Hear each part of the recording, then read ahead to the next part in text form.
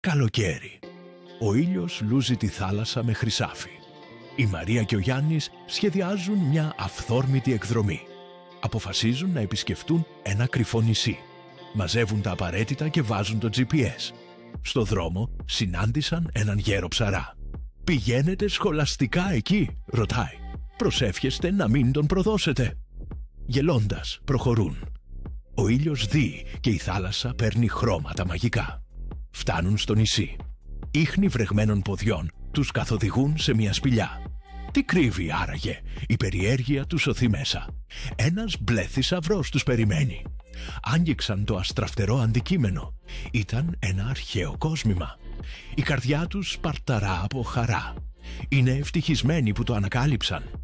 «Αυτό θα μείνει μεταξύ μας», λέει ο Γιάννης με χαμόγελο. «Το καλοκαίρι κρατάει μυστικά. Είναι η πιο όμορφη ανάμνηση».